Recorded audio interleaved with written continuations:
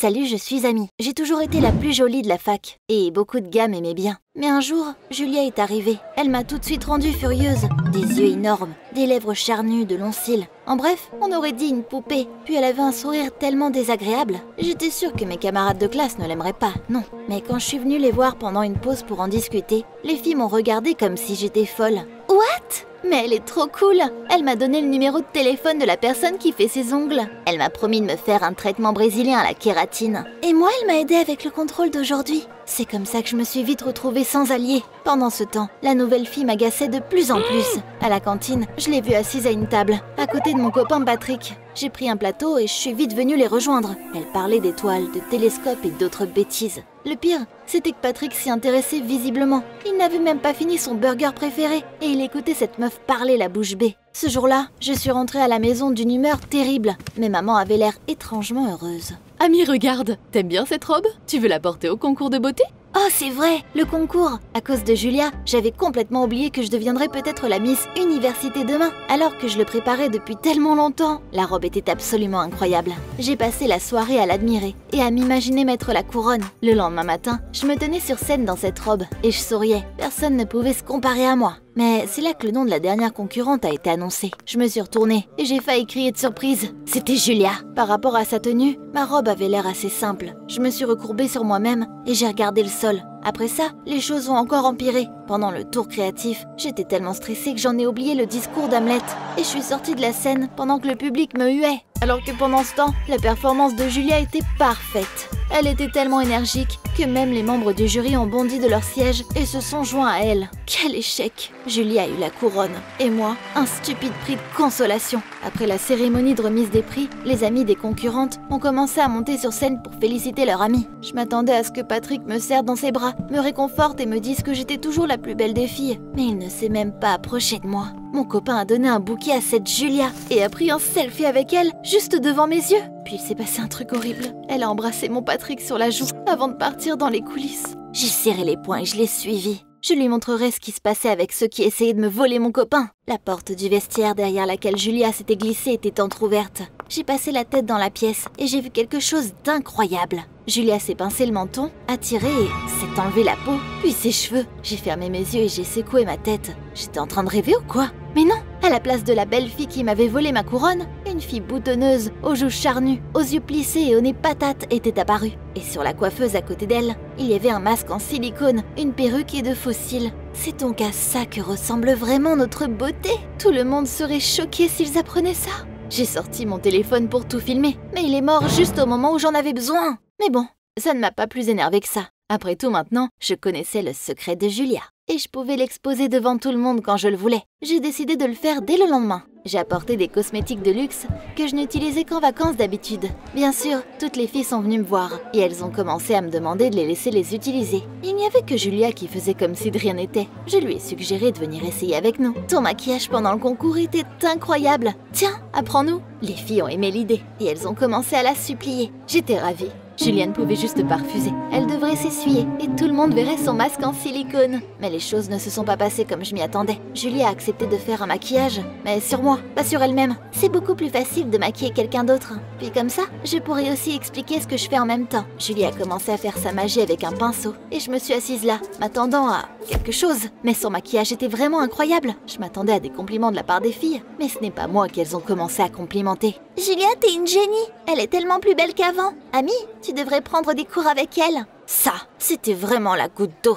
J'ai bondi, j'ai pris mon maquillage et je suis partie loin de mes camarades de classe. Elles n'ont qu'à utiliser leur marque nulle là. Si j'avais aussi mauvais goût. Honnêtement, la journée était gâchée pour moi. Julia avait encore ensorcelé tout le monde. J'ai décidé d'intensifier mon jeu. À la maison, j'ai téléchargé une photo de Julia sur Facebook et je l'ai modifiée jusqu'à ce que le joli faux visage commence à ressembler à son vrai visage. J'ai passé toute la nuit à faire ça, mais j'étais heureuse.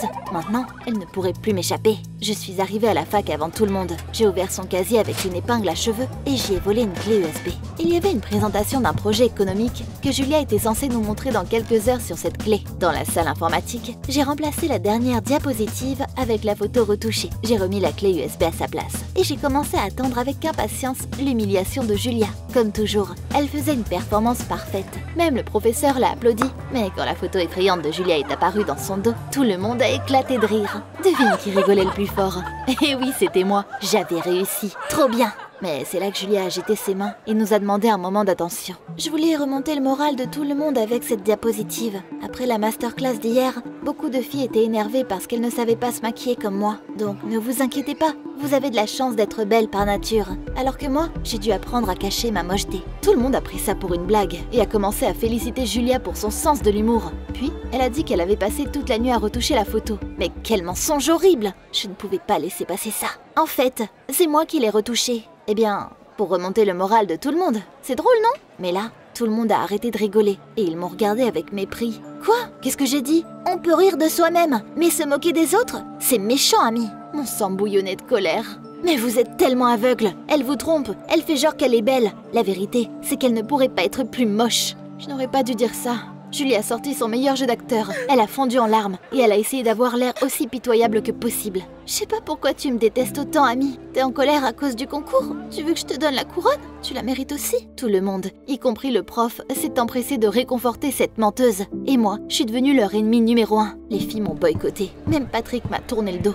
Il m'a dit qu'il ne s'attendait pas à quelque chose comme ça de ma part. Et il a raccompagné l'inconsolable Julia chez elle. C'est comme ça que ma vie s'est transformée en enfer. Personne ne voulait plus s'asseoir avec moi pendant une semaine entière. Tout le monde faisait genre que je n'existais pas. J'ai beaucoup pleuré, j'ai eu pitié de moi-même. Et j'ai même abandonné l'idée d'exposer Julia. Mais un jour, il s'est passé quelque chose que je ne pouvais tout simplement pas laisser passer. Ce jour-là, je suis entrée dans la salle de cours. Et je l'ai vu embrasser Patrick. C'était très douloureux et insultant pour moi. J'ai couru vers le couple. J'ai attrapé Julia par les cheveux et j'ai retiré sa perruque. Eh bien, vous me croyez maintenant? Tout est faux, elle est fausse. Tout le monde s'est figé, la bouche grande ouverte. Mais la nouvelle fille a quand même trouvé un moyen pour se sortir de cette situation. Mes pilules contre l'insomnie ont commencé à faire tomber mes cheveux. Donc j'ai acheté une perruque en attendant. Mais au final, je l'ai laissée parce que c'est tellement pratique. Pas besoin de se coiffer les cheveux tous les matins et franchement, c'est trop cool. Pas étonnant que les meilleurs blogueurs, actrices et mannequins portent des perruques. Nos camarades de classe ont commencé à sympathiser avec la pauvre fille et à admirer à nouveau son courage.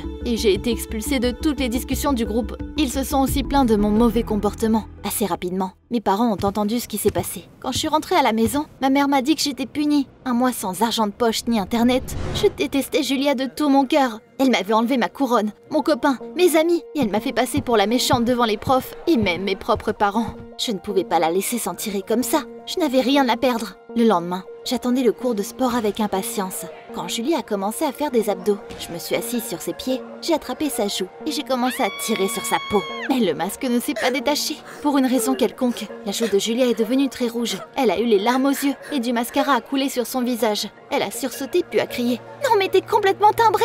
Pourquoi tu as fait ça ?» J'ai baissé les yeux au sol sans rien dire. Tout le monde me regardait. Une des filles a tendu des lingettes à Julia et elle a commencé à se démaquiller. Je retenais mon souffle. Maintenant, elle montrerait son vrai visage. Mais Julia est restée jolie, même sans maquillage. Mon œil a commencé à trembler. Impossible! J'avais tout vu de mes propres yeux. À ce moment-là, j'ai perdu le contrôle de moi-même à cause du choc. Je ne comprends rien. T'es moche! Ces boutons ont énorme nez et joues. Non, tu mens encore, tu mens! Après ça, tout était flou. Le visage effrayé du prof, le cabinet médical, un mot du docteur, maman, taxi, maison. Ce n'est qu'au lit que j'ai commencé à reprendre un peu mes esprits. Maman m'a dit que j'étais surmenée, donc le médecin m'avait prescrit du repos au lit et des tisanes. Mais ça ne m'a pas vraiment aidée au début. Je n'arrivais pas à dormir. Je voyais les deux visages de Julia devant mes yeux, celui du vestiaire et celui de la salle de sport. Je les comparais sans cesse. J'avais l'impression que je devenais folle, lentement mais sûrement. Pendant que j'étais clouée au lit chez moi, personne n'est venu me voir. Mais maman a pris des vacances et elle était là pour moi. Après quelques jours, je me sentais un peu mieux. Maman est retournée travailler et je tuais le temps sur internet pour me distraire. Mais un jour, je suis tombée sur une photo de Julia. Je l'ai examinée de près. Son visage ne ressemblait vraiment pas du tout à un masque. Apparemment, j'avais vraiment fait une erreur. J'ai décidé de regarder d'autres photos pour enfin m'en assurer, et j'ai ouvert son profil. Sauf qu'en fait, ce n'était pas la page de Julia Carter, c'était celle de Jess Carter. Évidemment, j'ai tout de suite pensé que c'était un faux compte, j'en avais aussi. Mais à ma grande surprise, j'ai vu un commentaire de Julia sous une photo de Jess. « Super photo, ma sœur !»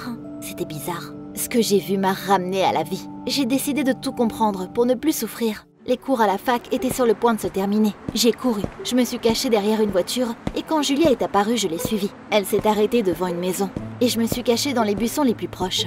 Et puis, j'ai vu quelque chose qui m'a fait douter de ma santé mentale plus que jamais. La porte a été ouverte par une autre version de Julia, mais moins bonne. J'étais tellement surprise que je n'ai même pas eu le temps de réfléchir à un plan. J'ai juste sauté des buissons et j'ai coincé les deux clones. Qu'est-ce qui se passe ici? Tu m'as suivi jusqu'à chez moi? Aucune importance. Avoue tout maintenant. Détends-toi. Voilà à quoi je ressemble sans masque, fossile et tout ça. Je t'ai vu me regarder dans la loge.